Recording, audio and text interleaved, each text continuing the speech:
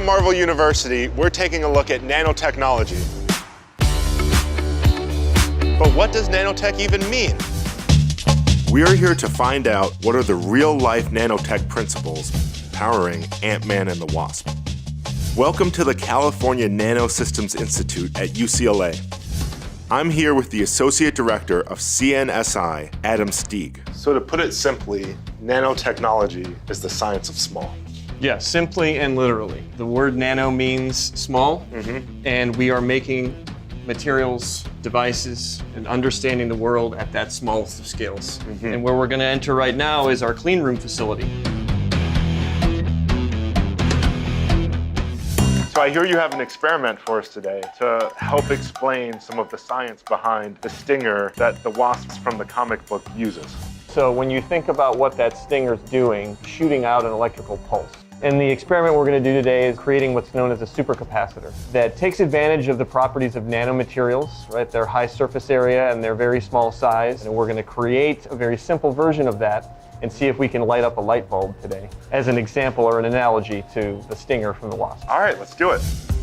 What we basically have now is very highly porous carbon. What we need to do now is we need to add in citric acid, which serves as what is called our electrolyte. Unlike a battery, there's actually not a chemical reaction happening. It's just the motion of ions that's moving, which is why it can happen very fast. Yeah. And what we're going to do now is we're going to charge the supercapacitor. Right? Okay. What we have here is basically a simple charger. And when we're ready to discharge, right, all we're going to need to do is we're going to try to hit this little button here twice. This LED is going to flash. In the context of our analogy here, that would be like the sting. electrical sting. So let's try it 2 clicks. There we go. Lit up. Okay. Science fiction is a fantastic inspiration for the stuff that tends to come down the road. Next, I'm headed to meet Dr. Rita Blake to learn some of the science behind the suit of the wasp. One of the concepts that we like to utilize in nanoscience is something called biomimicry. What we'd like to do is look at the way that things function in nature, see the cool things that already exist in the world, and then try to replicate them. One of the things that we're going to be doing today is we're going to be looking at a concept called superhydrophobicity. Really does not like water. Exactly. So if we put some water on this, you're telling me it's just gonna fall right off. It's going to bounce right off even. Okay, so let's see. See that? I was not expecting it.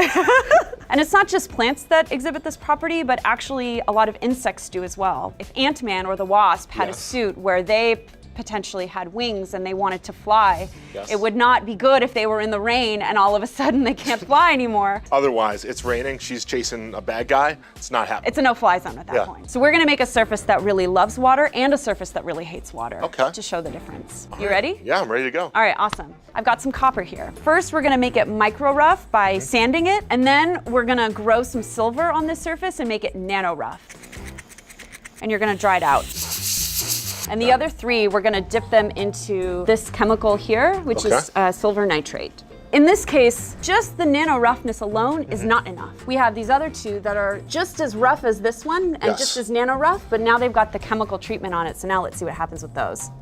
This is extremely hydrophilic. Yeah, so that water is just spreading Completely all flat. over that surface. And now if you try it on that one, It's so hydrophobic, it doesn't even want to stay. Yeah. So let me, you can keep trying. I'm gonna keep trying.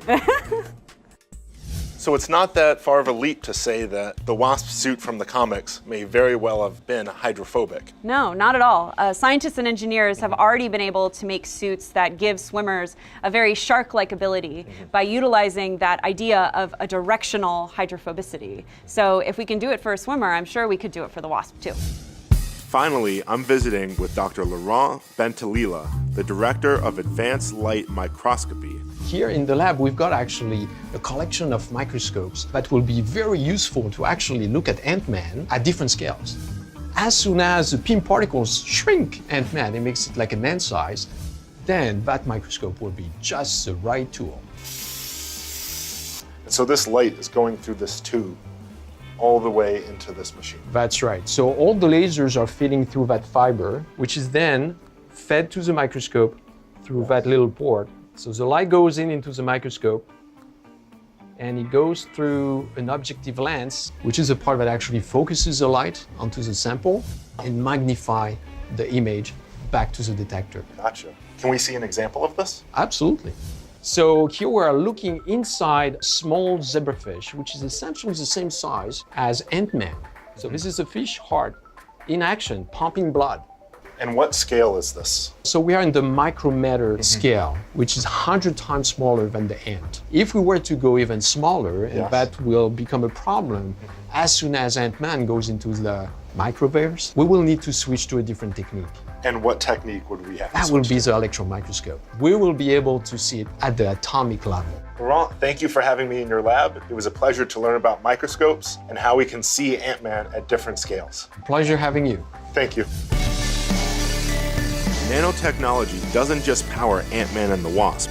It's changing our most basic understanding of the building blocks of life, from the universe down to the nanoverse. Until next time, this is Marvel University.